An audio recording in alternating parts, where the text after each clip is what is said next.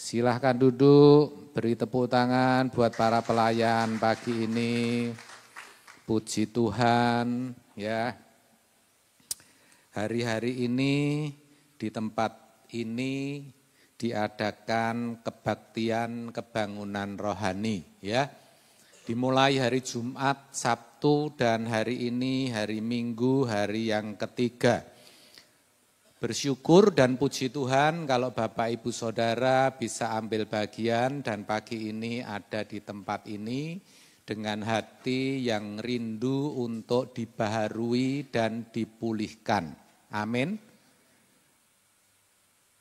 Bapak Ibu Saudara, ada satu hal yang sangat penting yang Bapak Ibu Saudara harus sadari dan ketahui, yaitu bahwa musuh terutama atau musuh utama dan terbesar dari manusia itu sebenarnya adalah dirinya sendiri,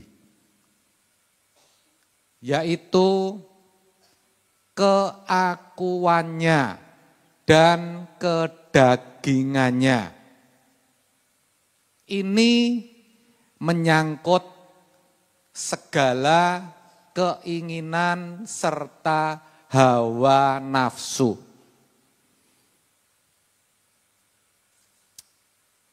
PPT-nya nggak bisa ditampilkan.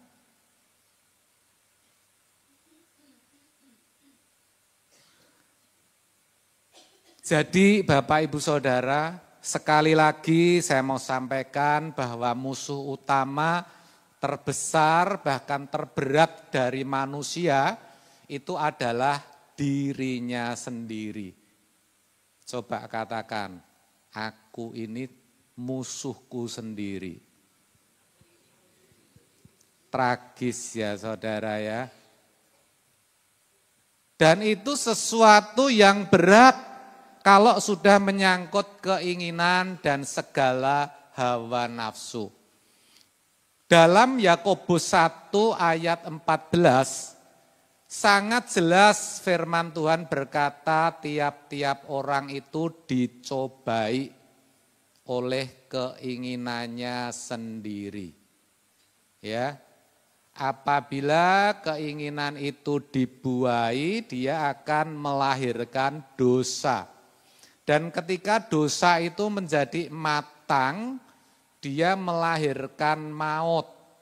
Berarti ini bukan sesuatu yang sederhana, bukan sesuatu yang bisa kita buat main-main. Ya, keakuan, kedagingan, keinginan dan hawa nafsu itu tidak bisa kita jadikan main-main. Karena berpotensi membawa manusia kepada kebinasaan, yaitu keterpisahan dengan Allah untuk selama-lamanya. Keterpisahan dengan Allah untuk selama-lamanya ini merupakan satu keadaan yang sangat tidak baik, bahkan tidak nyaman, bahkan menjadikan penderitaan sengsara kekal, saudara. Jadi selama musuh itu masih ada, tentunya kita tidak boleh dan tidak bisa merasa aman. Selama keinginan hawa nafsu itu masih ada, belum dikalahkan, belum mati, mestinya manusia tidak bisa merasa aman, saudara. Padahal kita tahu selama kita mengenakan tubuh daging ini, ketika kita masih hidup di muka bumi ini, tentu yang namanya keinginan dan hawa nafsu itu selalu ada. Benar enggak saudara? Halo Saudara setuju? Katakan amin. Maka tentunya kita tidak boleh merasa tidak kenapa-kenapa. Kita tidak boleh merasa aman. Sayang, banyak orang, bahkan kebanyakan orang merasa aman-aman saja, tidak mengalami krisis ketika tidak ada gangguan atau masalah dalam hal keuangan, kesehatan, dan rumah tangga. Sepertinya aman, padahal sebenarnya sedang kenapa-kenapa. Mestinya begitu, saudara. Tapi tidak ada, kalau tidak boleh saya katakan tidak ada, sebagian besar tidak menyadari akan hal ini. Namun ada satu kabar baik, sebagai umat pilihan, sebagai orang yang percaya kepada Tuhan Yesus, Allah memberikan Roh-Nya, yaitu Roh Kudus, diberikan kepada setiap orang yang percaya kepada Tuhan Yesus. Ini tentu sesuatu yang besar, sesuatu yang luar biasa, berkat yang tak ternilai. Bahkan boleh saya katakan, saya pinjam istilah anugerah terbesar, yaitu ketika Allah memberikan Roh-Nya di dalam hati setiap orang percaya. Sebab apa? Sebab Allah itu pribadi yang besar, maha besar. Berulang kali saya harus sampaikan ini supaya Bapak Ibu Saudara menyadari bahwa Allah Israel, sesembahan kita, itu Allah yang maha besar, dahsyat, agung, dan perkasa. Dituliskan, digambarkan oleh Nabi Yesaya dalam Yesaya 40 ayat 12, dikatakan Allah itu yang mengukur langit dengan jengkalnya. Saudara tahu jengkal enggak, saudara? Kilan. Bayangin, langit diukur dengan jengkalnya.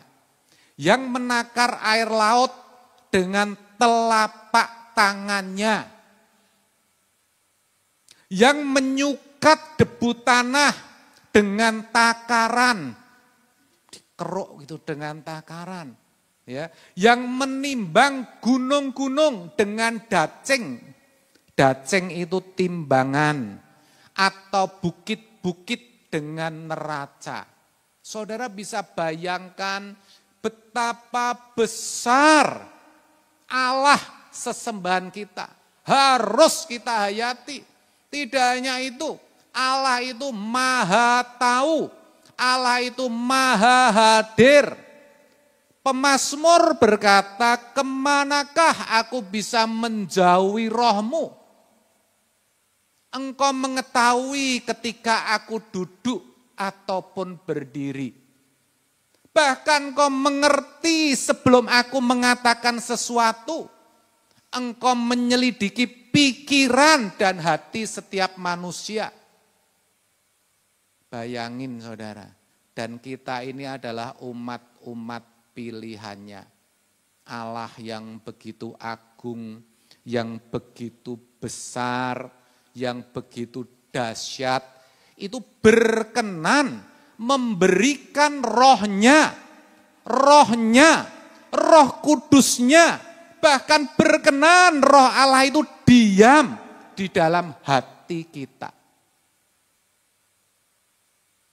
Kita ini siapa, Bapak Ibu Saudara? Coba sejenak kita renungkan bareng-bareng. Kita ini siapa? Kita ini debu tanah, debu. Kita ini enggak ada artinya apa-apa, saudara. Kita ini bejana yang sudah rusak karena dosa.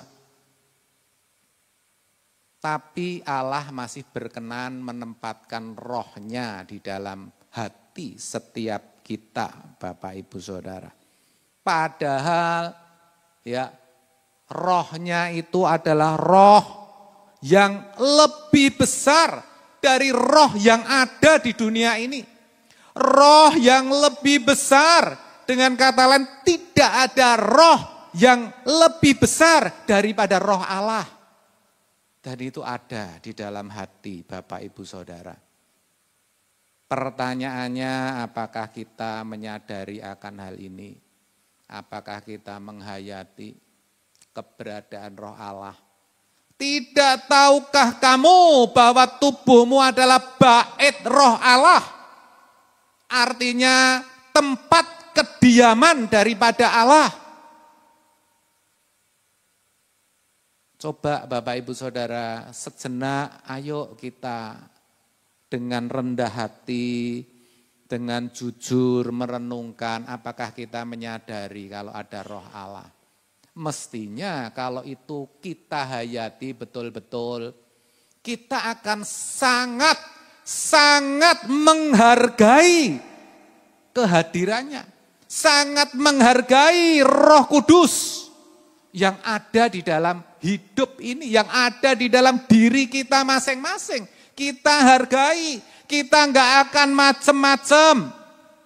Mestinya begitu. Kita mestinya memiliki satu kerinduan, bagaimana kita bisa dekat, bagaimana kita bisa intim dengan Roh Kudus. Saya lihat semalam Bu Mein menyampaikan pentingnya intim dengan Roh Kudus. Saya tadi pagi baru tahu karena kemarin saya enggak datang pelayanan di Wonogiri. Saya lihat, saya pikir pengumuman saya itu kok pentingnya cuma tertulis begitu. Saya klik, jangan-jangan ini keliru ini supaya dibetulin, saya pikir begitu.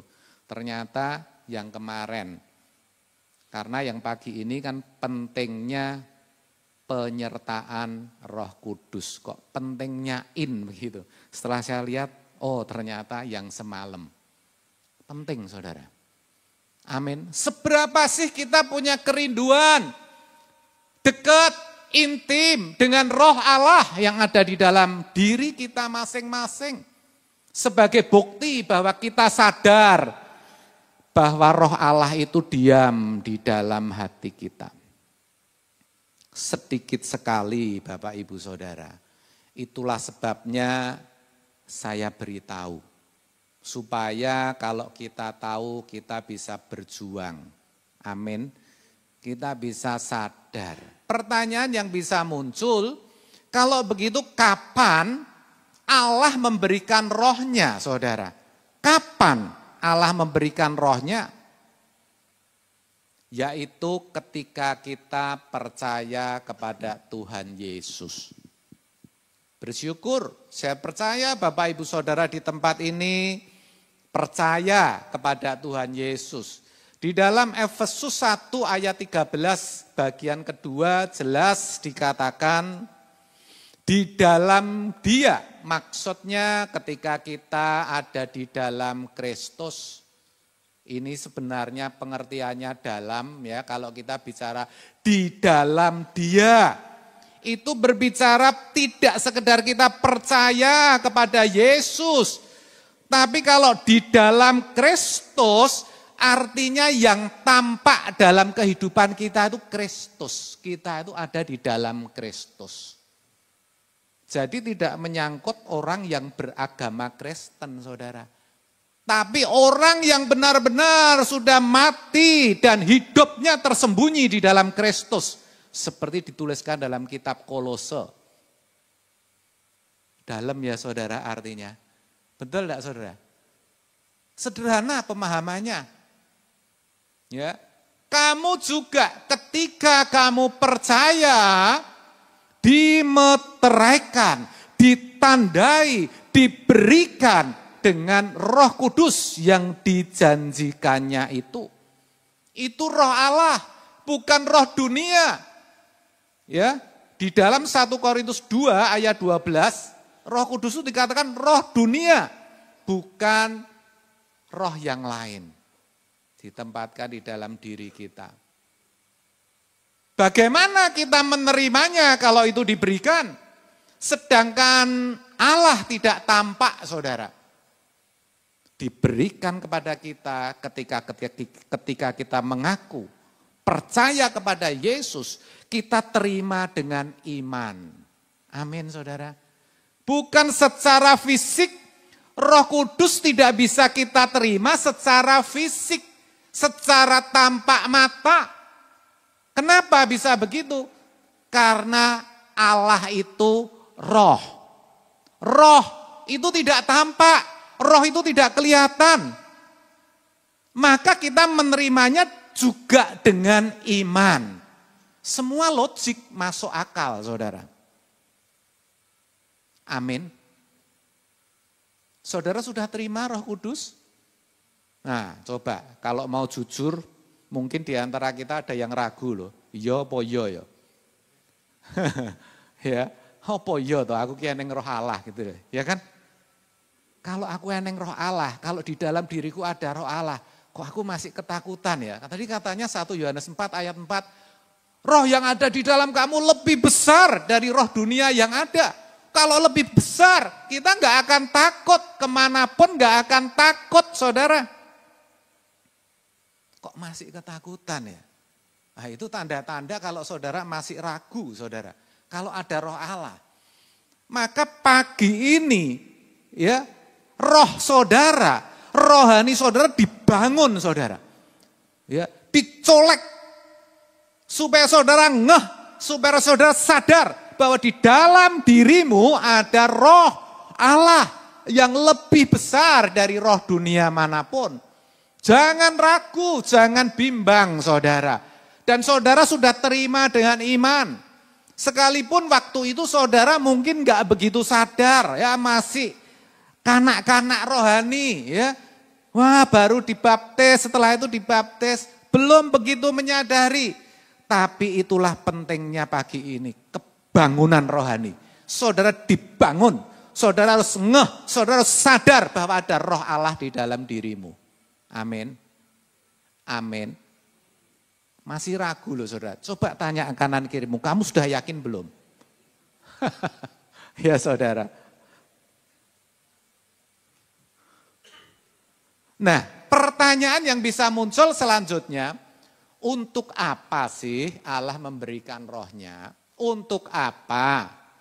Kita kan debu tanah, kita bejana yang rusak. Untuk apa?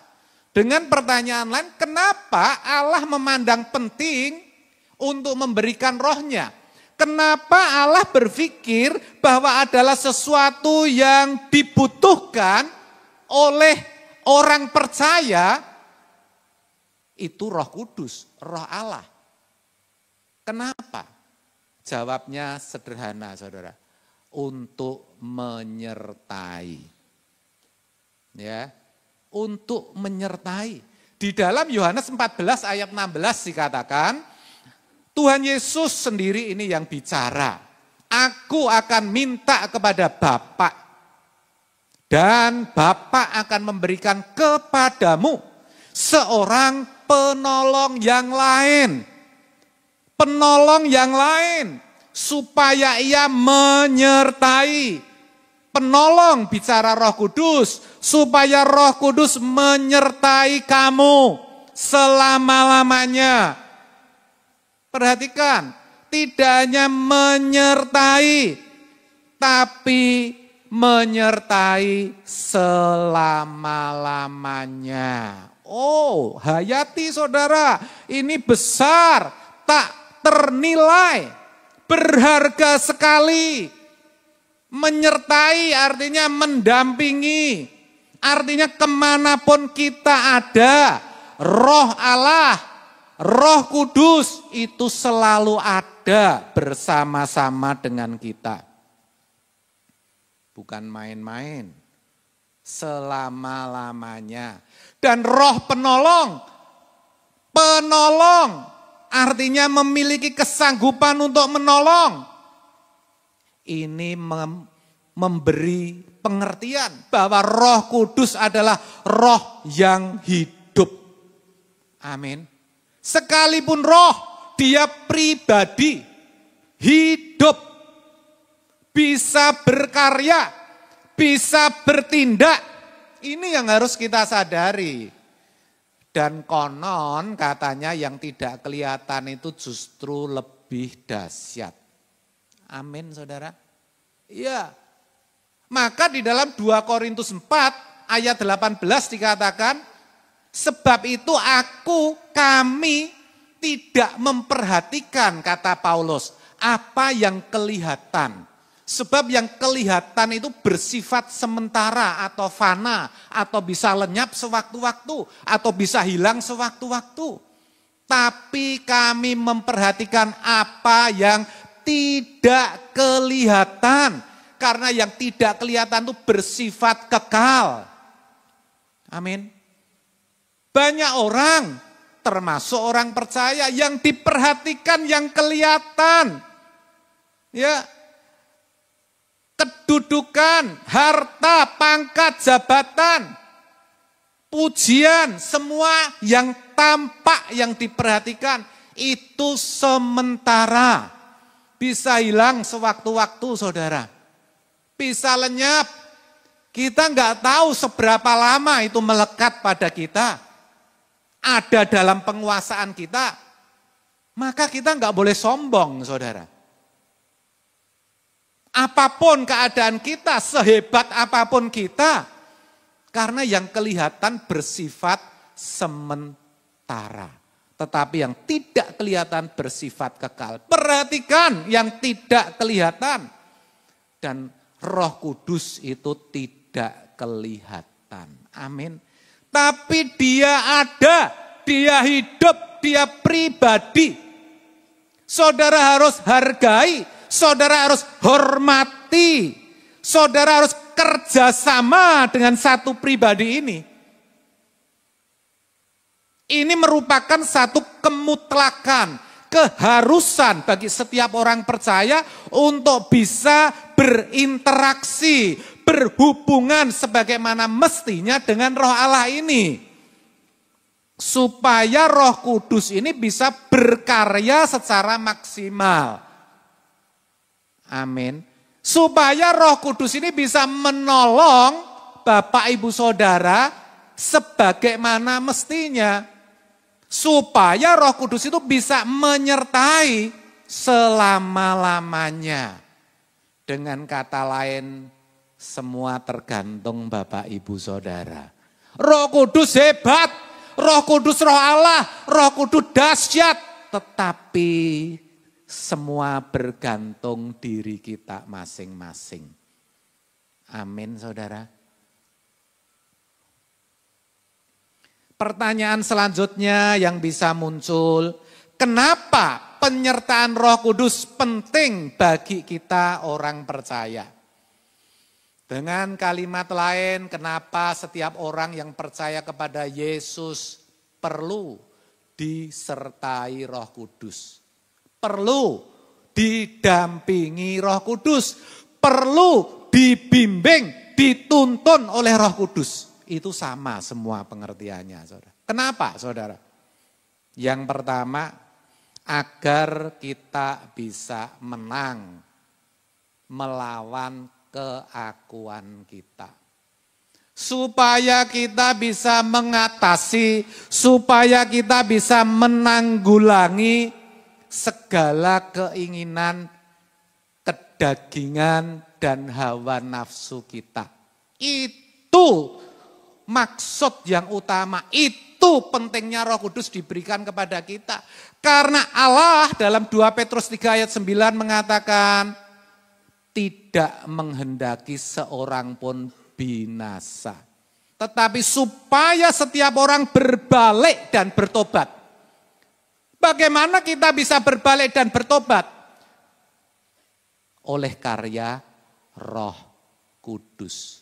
Artinya supaya kita bisa menaklukkan kodrat dosa di dalam diri kita. Kita butuh Roh Kudus. Segala keinginan, hawa nafsu, kedagingan itu tidak hanya harus diredam. Enggak hanya harus diredam. Tapi harus dimatikan. Katakan amin. Tapi harus dibunuh sebelum dia membunuh kita, saudara.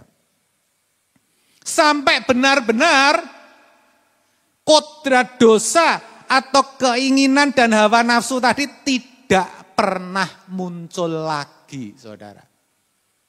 Selama saudara berusaha meredam amarah saudara, amarah itu bisa muncul lagi. Betul? Tapi ketika mau muncul saudara bunuh lagi. Tidak saudara turuti. Besoknya masih muncul lagi saudara. Saudara bunuh lagi, tidak turuti lagi. Lama-lama enggak muncul. Lama-lama enggak bisa marah lagi. Amin saudara. Sama ketika saudara pantang dengan sesuatu. Oh saya mau pantang apa? Misalnya yang merokok, pantang merokok. Ya. Mau ingin rokok, dibunuh, tetap ngerokok. Besoknya dibunuh lagi, diganti permen. Bisa, tapi keinginan merokok keluar lagi, dibunuh lagi. Lama-lama satu saat tidak merokok lagi. Sesederhana itu, tapi sesulit itu, saudara. Saudara bisa ngerti? Masih bersama saya? Harus diapakan? Dibunuh. Namun memang jujur harus diakui itu tidak mudah, saudara.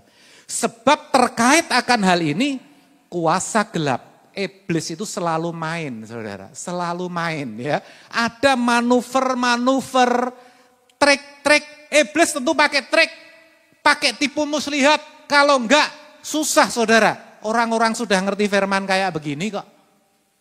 Bener enggak saudara? Harus pakai tipu muslihat, harus pakai trik. Triknya apa? Godaan dan cobaan. Ya. Iblis tahu ada keinginan daging hawa nafsu, ada kodrat dosa. Tapi iblis juga tahu kalau manusia itu tidak digoda, tidak dicoba, dia enggak jatuh. Betul enggak saudara? Maka dicoba, digoda. Alkitab memberikan banyak contoh. Manusia pertama, Hawa, dikatakan diperdaya oleh ular. Betul enggak saudara? Saudara baca Alkitab saudara, jelas kok. Yusuf, jelas dikatakan digoda oleh istri Potifar. Benar gak saudara? Kain di perjanjian lama juga digoda. Sampai Tuhan peringatkan, kenapa hatimu panas, mukamu muram? Apakah mukamu gak akan berseri-seri kalau kamu berbuat baik? Tapi kalau kamu gak berbuat baik, ya dosa sudah mengintip di depan pintu. Dikatakan seperti itu. Ya. Tapi kamu harus berkuasa atasnya. Artinya apa? Harus dimatikan, harus dikalahkan. Tuhan Yesus juga dicobai sekalipun dia anak Allah. Jangan saudara pikir kalau Tuhan Yesus anak Allah bebas dari cobaan. Enggak saudara. Dicobai. Bahkan sampai berapa? 3 kali dicobai di padang gurun. Yang namanya godaan atau cobaan itu berasal dari kuasa gelap, dari setan, saudara. Dari apa? Setan. Tujuannya apa? Tujuannya menjauhkan manusia dari Allah. Tujuannya apa? Untuk menjatuhkan manusia. Itu tujuannya.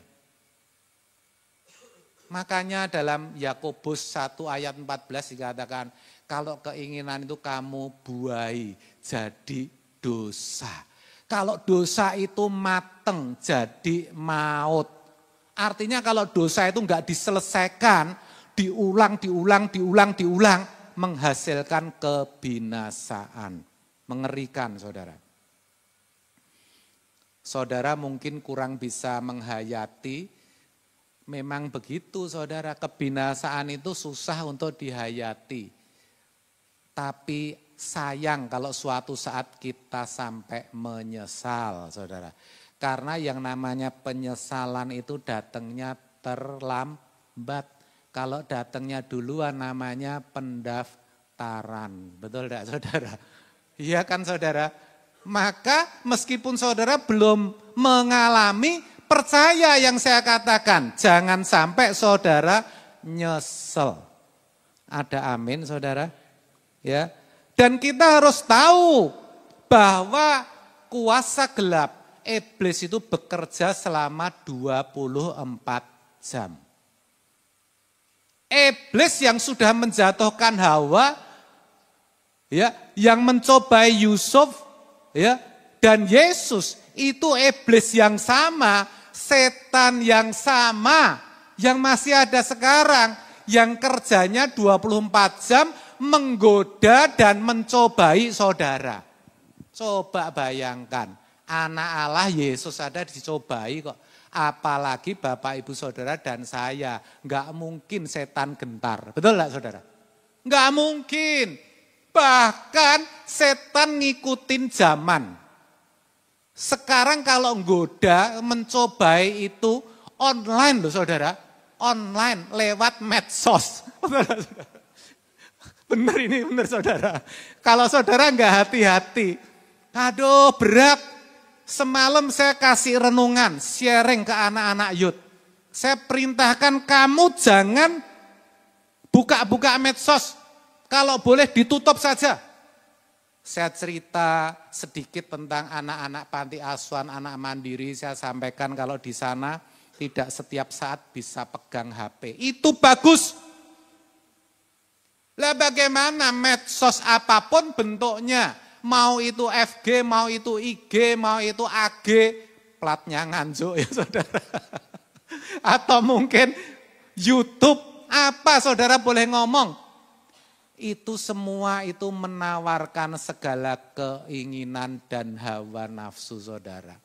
Saudara bisa dapetin hanya dengan satu kali tombol klik. Apa enggak repot saudara? Padahal tombol itu bisa tanpa sengaja kita lakukan. Yang pernah ngalamin ngomong amin. Maunya enggak mau ya. Karena walaiki kok tanpa apa namanya jaminan ya. Coba isinya apa toh diklik. Habis itu diklik lagi. Ternyata suruh masukkan data. Karena sudah hanyut. Pikirnya tanggung ini, terlanjur. Diklik lagi, kirim data. Ya. Habis itu ditanya rekeningnya. Wah dikasih rekeningnya. Ditransfer. Ternyata pinjaman online. Ya. Setelah dapat pinjaman, seperti dapat berkat gratis. Pikirnya enggak bayar saudara.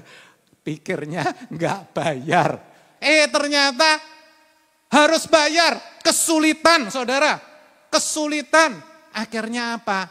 Karena pinjamannya misalnya 1 juta, plafonnya 3 juta. Ya, maka diambillah lagi 500.000. Bukan untuk jajan, untuk ngangsur. Betul gak saudara? Gak cukup. Ternyata begitu lagi. Limitnya masih ada. Klik lagi sampai 3 juta habis. Setelah 3 juta habis, bingung saudara. Karena tanggalnya kan macem-macem ini harus ngangsur. Yang satu tanggal 1, tanggal 5, tanggal 7, cedak-cedak saudara. Ya kan? Cari yang lain. Sekarang enggak terjebak. Kalau tadi mulanya kan terjebak. Sekarang cari-cari. Pinjaman online-nya apa aja ya. Cari-cari, diklik pinjam lagi. Wah akhirnya ke apotek beli Paramek saudara. Pusing saudara. Ya saudara. Aduh. Kok saudara senyum-senyum ketawa-ketawa ngalamin ya emangnya. Kalau ngalamin bertobat. Dan jangan diulang lagi. Itu manuver, itu tipu daya. Kalau terang-terangan saudara mesti nggak mau. Saudara dijebak saudara. Amin. Online. Anak-anak tak kasih tahu jangan. Lah sekarang scroll. Munculnya itu kadang-kadang ada sisipan. Kalau kita nggak hati-hati sisipannya itu loh yang bahaya saudara. Ya. Anak-anak lagi belasan tahun, makanya anak-anak belasan tahun, ya remaja, ya usia remaja sampai 20 tahun itu bahaya sekali. Padahal jujur orang tua nggak bisa ngawasin 24 jam. Medsosnya itu nggak bisa diawasin. Ada dalam genggaman. Dan ironinya pulsanya, ya kuotanya tuh minta orang tua. Itu ironi sekali loh ya saudara. Orang tua dimintai pulsa, dimintai kuota, dikasih, tetapi sebetulnya di dalamnya ada racun ini yang bisa membunuh. Hati-hati. Makanya di dalam 1 Petrus 5 ayat 8 dikatakan sadar dan berjaga-jagalah. Lawanmu si iblis berjalan keliling.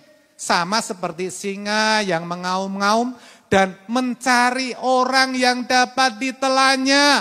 Caranya cari dengan trik, dengan tipu daya, dengan manuver saudara. Jangan sampai saudara tidak sadar. Tetapi ketika saudara berjuang untuk mematikan keakuan, untuk mengosongkan diri saudara, ketika saudara berjuang untuk melawan keinginan dan segala hawa nafsu, sejatinya saudara sedang berjaga-jaga. Dan ketika saudara berjaga-jaga, roh Allah, roh yang maha besar, roh kudus itu menyertai saudara. Memberikan saudara kekuatan, memberikan saudara kesanggupan. Amin. Roh Allah nggak bisa bekerja sendiri. Saudara harus yang memulai. Di dalam Matius 26 ayat 41 dikatakan daging itu lemah, roh itu penurut. Artinya apa? Daging selalu nuntut untuk dipuaskan. Tapi roh nggak pernah maksa, dia nurut. Amin. Ya, roh bisa mengingatkan, Allah mengingatkan kepada Kain. Kenapa hatimu panas? Kenapa mukamu muram? Apakah mukamu tidak berseri-seri kalau kamu berbuat baik? Tapi Allah tidak bisa menghentikan ketika Kain mengajak di Kejadian 4 ayat 8 adiknya ke padang. Mengajak Habil ke padang lalu membunuhnya di sana. Tuhan gak bisa cegah. Roh Kudus gak bisa cegah kita untuk berbuat dosa.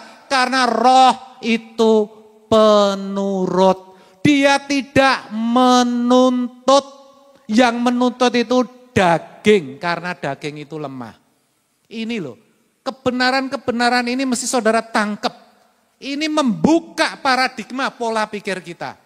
Amin. Dan saya rindu saudara gak cuma dengar, sebatas telinga, gak cuma memiliki pengetahuan, tapi berjuanglah untuk menghidupi. Amin saudara. Di dalam Yakobus 1 ayat 12 dikatakan, berbahagialah ya orang yang bertahan dalam pencobaan. Sebab apabila ia sudah tahan uji, ia akan menerima mahkota kehidupan yang dijanjikan Allah. Betul gak? Pencobaan, godaan, terus ada selama saudara hidup. Betul gak? Tapi kuncinya satu, saudara harus bertahan. Katakan bertahan. Saudara harus bertahan. Bertahanlah sedikit lagi, saudara akan berbahagia. Ketika saudara gak bertahan, saudara tidak akan bahagia. Ketika saudara menuruti segala keinginan hawa nafsu, Kalau sudah menghasilkan dosa, saudara tidak akan bahagia. Dengar ini. Maka kalau sampai pagi ini masih ada yang berbuat dosa, menuruti keinginan, bertobat. Amin. Amin. Rasanya kok belum dengar semua. Amin. Mau ya saudara? Itu yang pertama. Pentingnya penyertaan Roh Kudus itu ini. Supaya kita bisa menang melawan keakuan. Sadar siapapun kita, sekalipun saudara tua, sekalipun saudara lemah secara fisik, sekalipun saudara bodoh, tidak berpendidikan. Tapi saudara semua masih punya yang namanya keinginan. Masih punya hawa nesu. Betul ya saudara? Ada yang sudah nggak bisa nesu saudara? Tapi saudara harus bisa tidak nesu, katakan amin. Karena ada apa? Roh Kudus yang menyertai. Haleluya. Itu yang pertama. Yang kedua. Supaya kita bisa menjadi saksi. Saksi yang berkenan. Itu tujuannya dikasih Roh Kudus itu. Supaya bisa jadi saksi. Katakan saksi. Saksi, tapi bukan saksi di pengadilan, saudara. Saksi yang dimaksud di sini juga bukan saksi orang yang pinter ngomong, guroni, nasihati dengan berbagai firman Tuhan, memiliki pengetahuan teologi yang banyak, pinter debat, saudara. Bukan itu. Saksi di sini bukan juga berarti ya orang yang pinter untuk maju ke depan mimbar sini menyaksikan, Bapak Ibu, saya mau bersaksi, Allah kita tuh luar biasa loh. Saya ngalamin mujizat minggu kemarin, mau kecelakaan ketika saya teriak Yesus, akhirnya saya diselamatkan. Juga bukan seperti itu. Tetapi yang namanya menjadi saksi ketika kita bisa memperagakan hidup yang baru. Katakan amin. Peragaan hidup yang baru. Percuma saudara pinter ngomong. Percuma saudara memiliki pengetahuan teologi yang banyak. Percuma saudara bisa menggurui. Kalau peragaan hidupmu masih peragaan hidup manusia lama. Amin. Gak bisa jadi saksi. Gak bisa dicibir orang. Merendahkan Tuhan. Amin. Mari saudara, kita bertobat. Kita mulai lembaran yang baru supaya kita bisa menjadi saksi hidup. Saksi yang berkenan. Saksi kehidupan baru. Hidup yang tidak menuruti keinginan dan hawa nafsu. Hidup yang sudah mematikan kodrat dosa. Hidup yang fokusnya hanya untuk memuliakan Allah.